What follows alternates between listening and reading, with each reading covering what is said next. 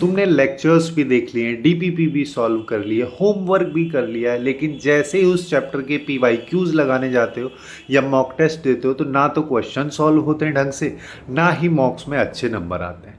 अब इसके पीछे का मेन सिंपल सा रीज़न है कि तुमने एक्चुअली में उस चैप्टर को अच्छे से कंप्लीट ही नहीं किया है। तुमने बेसिकली वहाँ पे उसके केवल और केवल लेक्चर्स को ही कंप्लीट किया है। तो इसी प्रॉब्लम को ख़त्म करने के लिए मैं आज एक ऐसे सिस्टम की बात करूंगा जो कि अपने को हर एक चैप्टर के लिए फॉलो करना है।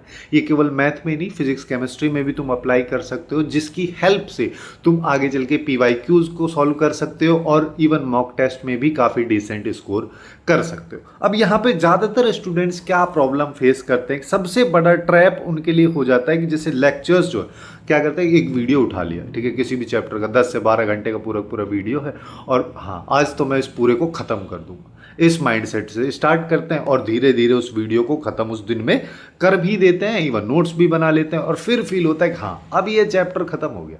लेकिन एक्चुअल रियलिटी में तो कुछ हुआ ही नहीं, क्योंकि जेई में ना तो ऐसा है कि भाई तुमने जितने लेक्चर्स देख लिए बता दो उस हिसाब से तुमको आईआईटी एनआईटी भेज देते हैं, ना ऐसा है कि तुम्हारे कितने अच्छे नोट्स हैं उस हिसाब से बता दो। यहाँ पे तो मेन चीज़ जो मैटर करती है वो ये कि तुम कैसे क्वेश्चंस को सॉल्व कर रहे हो, कैसे उनको अप्रोच कर रहे हो, और ये सारी चीज़ आती है कि तुम किस पाथ से अपनी प्रिपरेशन स्टार्ट करके कंप्लीट किए हो, कैसे हर एक चैप्टर को कंप्लीट किए हो, जिसमें ये वाला जो इल्यूजन है ये हालांकि फील ऐसा होता है जहाँ पे हम स्टडी कर रहे हो चैप्टर्स को कि हम पढ़ रहे हैं, लेकिन एक्चुअल में रियलिटी में पढ़ाई नहीं हो रही। तो यहाँ पे अपन बात करेंगे उस करेक्ट पाथ का जो कि जनरली मोस्ट ऑफ टॉपर्स जो हैं वो फॉलो करते हैं, इसी वजह से उनके मार्क्स भी आते हैं और उनकी चैप्टर को लेके अंडरस्टैंडिंग तुमसे काफ़ी ज़्यादा अलग होती है। अब इसमें सबसे पहला स्टेप जो है वो है लेक्चर्स के रिगार्डिंग, कि देखो लेक्चर्स में क्या होता है कि अभी तुम कोई सा भी सब्जेक्ट ले लो, कोई भी चैप्टर ले लो, लगभग तुम्हारे लिए चीज़ें नई है।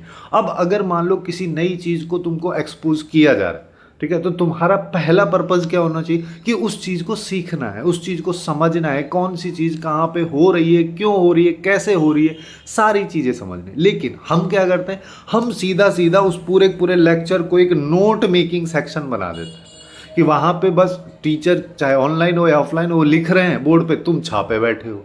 अब छापने से तो नोट्स ही बनेंगे, अब तुमको ना तो समझ में आएगा ना कुछ होगा। वहाँ पे अपना मेन पर्पस जो है वो ये होना चाहिए कि हमको चीज़ें समझनी है, उसके बाद उनको लिखना भी है ऑब्वियसली, और कैसे क्वेश्चंस को क्लास में अप्रोच किया जा रहा है, कैसे क्वेश्चन को सॉल्व किया जा रहा है, कैसे वहाँ पे सोचा जा रहा है, उस चीज़ को समझना है, उस चीज़ को अपने अंदर डेवलप करने की कोशिश करनी। अब ये कैसे डेवलप होगी, ये होगी सेकेंड स्टेप से। सेकेंड स्टेप क्या है, डीपीपीज का। डीपीपीज में तुमको जो भी पर डे सेकेंड डे के बेसिस पे जो भी डीपीपीज मिल रही है उनको उसी टाइम खत्म करना है। ऐसा नहीं कि हाँ चैप्टर खत्म होगा बाद में खत्म करूंगा, आज कर लिया, आज का पेंडिंग परसों हो गया, पता चला डीपीपीज में भी बैकलॉग हो गया। तो जब इस तरीके का सिनेरियो होगा तो ऑब्वियसली अपनी यहाँ पे चीज़ें जो है ख़त्म हो जाएंगी। क्यों ख़त्म हो जाएंगी, क्योंकि लेक्चर्स जो हैं वो मेनली अपने को एक्सपोज करते हैं कि हमारे लिए नई चीज़ ये है।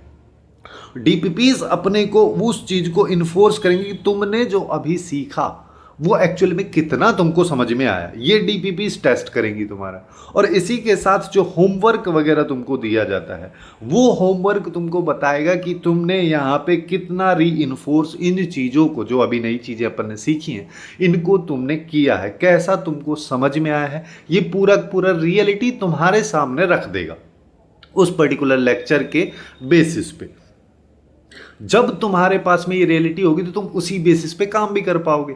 फिर इसके बाद धीरे धीरे ये सारी चीज़ें अपने को हर एक चैप्टर के लिए 3 स्टेप तो फॉलो करना ही करना है, और ये चैप्टर जब चल रहा है उस पीरियड में फॉलो करना है, ठीक है। उसके बाद 4th स्टेप अपना आएगा पीवाईक्यूज के रिगार्डिंग, ठीक है। पीवाईक्यूज जो हैं इनको अपन जनरली अवॉइड करेंगे, स्टार्टिंग जब चैप्टर का हो रहा है उस टाइम पे सॉल्व करना, एंड के टाइम पे या चैप्टर कंप्लीट होने के टाइम पे तुम सॉल्व कर सकते हो। क्योंकि दिक्कत क्या है कि ज़्यादातर क्वेश्चंस में अगर तुम देखोगे तो मिक्स कंसेप्ट वाले क्वेश्चंस आ जाएंगे। किसी चैप्टर का हालांकि स्टार्टिंग वाला पोर्शन तुम अभी कवर कर रहे हो, लेकिन उसमें लास्ट वाला पोर्शन जो है मैक्सिमम मिनिमम वाला ये कहीं ना कहीं फिट कर देगा, फिर तुम बोलोगे ये तो क्वेश्चन ही नहीं बना। क्यों नहीं बना, क्योंकि अभी तो वो चीज़ तुमने पढ़ी ही नहीं ना, तो जब पढ़ोगे तब जाके बनेगा। तो इतना स्ट्रेस लेके भी नहीं चलना, उसको अपन लास्ट में रखेंगे। अब इसमें भी एक सिंपल सा प्रोसेस है जो अपने को फॉलो करना है। देखो, दो तरीके के स्टूडेंट होते हैं जिनको कि सिंपल से क्वेश्चन को सॉल्व करने में भी काफ़ी डिफिकल्टी होती है। एक जो है ठीक ठाक क्वेश्चंस में फंसते हैं, ज़्यादातर क्वेश्चन हो जाते हैं।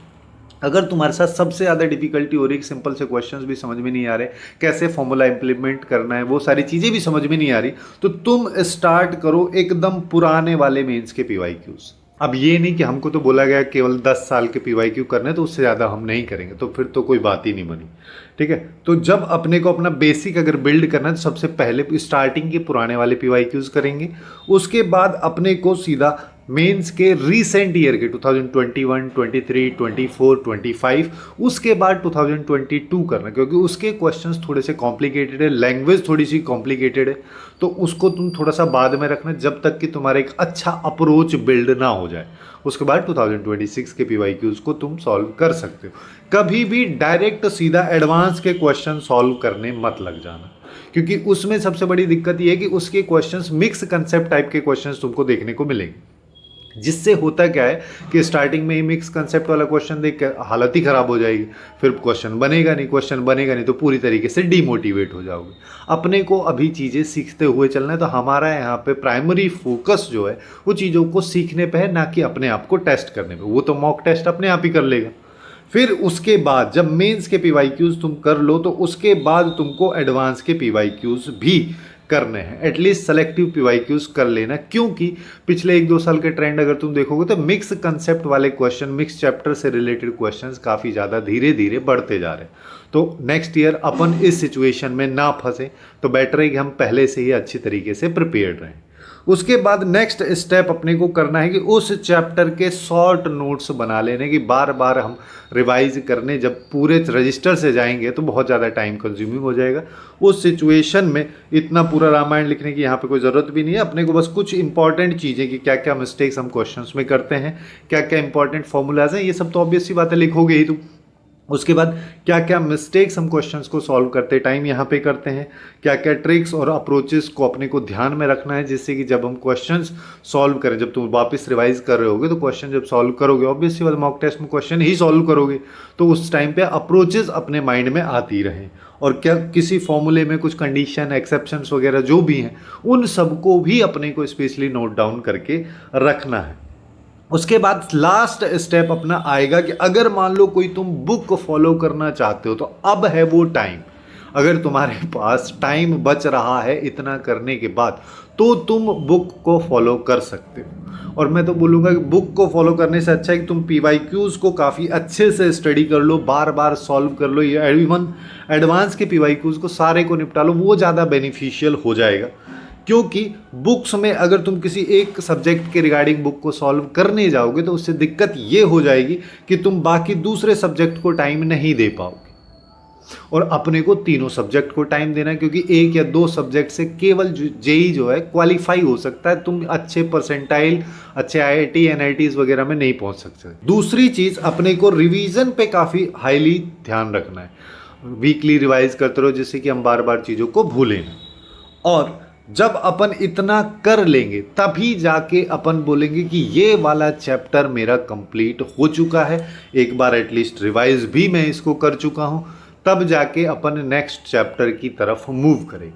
और इस तरीके से अगर हम चलेंगे तो डेफिनेटली हम मॉक टेस्ट में भी अच्छा स्कोर कर सकते हैं, और काफ़ी सारे पीवाईक्यूज़ को as compare to earlier solve भी कर सकते हैं। और अगर तुमको मॉक टेस्ट वगैरह में काफ़ी ज़्यादा सिली मिस्टेक्स तुमसे हो जाती हैं, काफ़ी क्वेश्चंस गलत हो जाते हैं, तो उसके रिगार्डिंग लेफ्ट साइड में जो वीडियो दिख रही है, इस पर जाके चेकआउट कर लो। मैं सारी सिचुएशंस को काफ़ी क्लियरली यहाँ पे एक्सप्लेन किया हूँ।